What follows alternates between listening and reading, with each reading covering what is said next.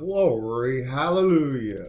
Welcome to Mo's Tabernacle and, wait a minute. Wrong script. Hang on a sec.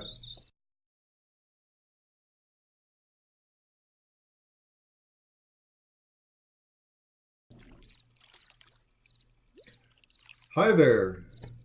Glad you stuck around.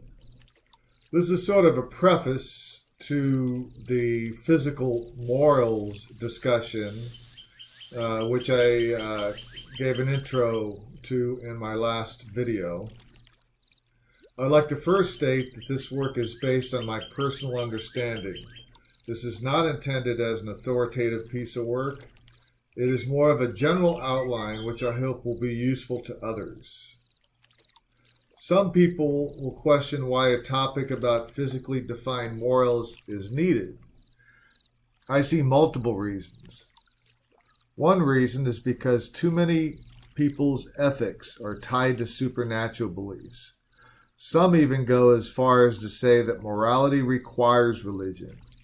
But this is false. There are lots of people who have a sense of ethics without religion. Also, there are common morals across some quite different religions, which removes exclusivity from any one religion. Another reason is that morals tied closely to supernatural beliefs are inconsistent and unstable. A reason why some religions have a spectrum of people from fanatical killers to peaceful nonviolent folks is because many religions' scriptures support both. For Christianity, some people claim that the Old Testament laws are superseded by Christ's sacrifice, while others point to statements about all the old laws being valid. It seems that the total believers are becoming fewer because belief has to conform to some degree with modern secular ethics. A confusing factor is about post-religionist morals. People who go through an immoral period after they leave a religion are used as evidence for their religious beliefs.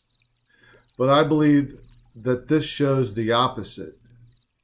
Using religion to teach morals is tenuous at best. Not only are the old morals difficult to modernize with new knowledge, religionist perspective on gays as an example, but people sometimes have to regain ethical footing after leaving a belief system.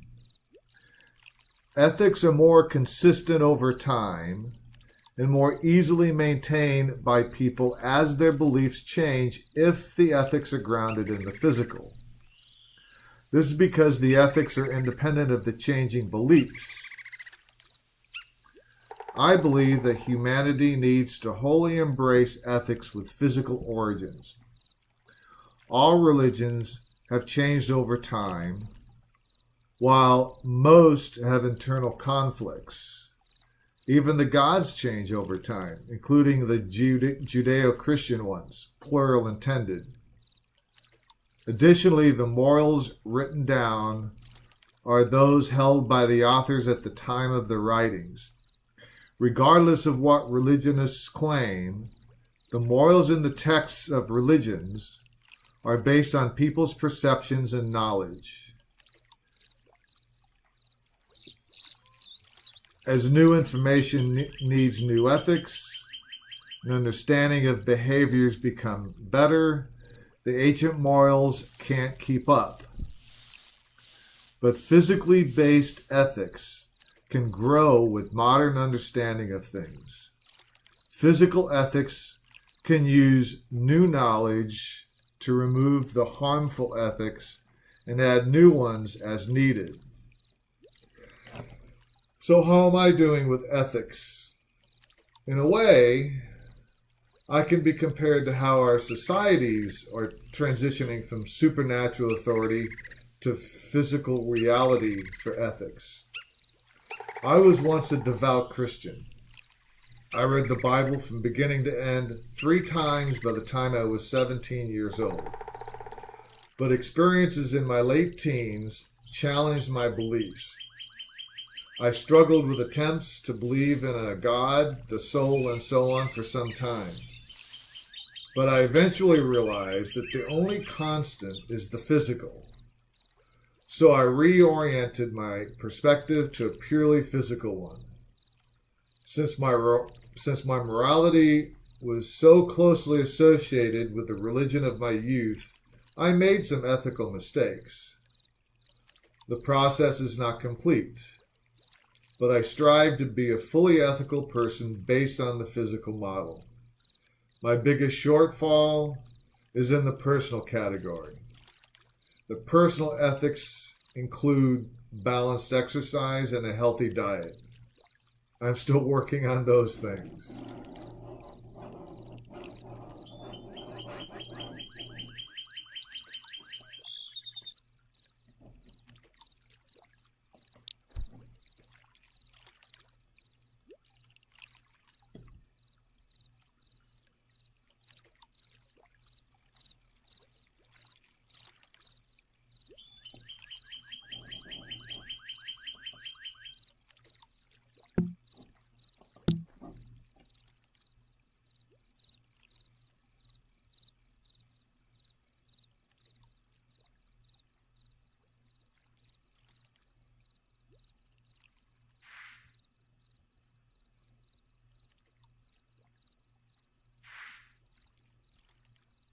So I wanted to revisit the categories that I had put up regarding physical morals. They're defined into three categories: the personal, how I treat myself; the social, how I treat others and their stuff; and the environment, how we deal with Earth.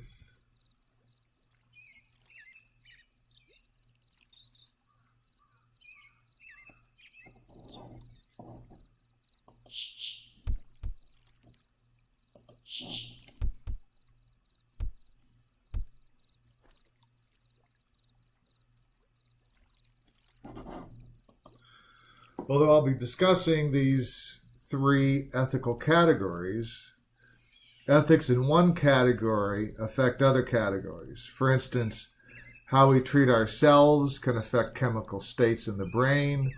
This in turn can affect our emotions, which can then affect our social ethics. Personal knowledge can also affect social ethics. Of lack of understanding as to why we react in certain ways can lead to behavior patterns which negatively impact our social ethics. My next episodes will deal with the individual categories themselves, and then I'll cap the episodes off with further discussion of how the categories relate to each other and overlap.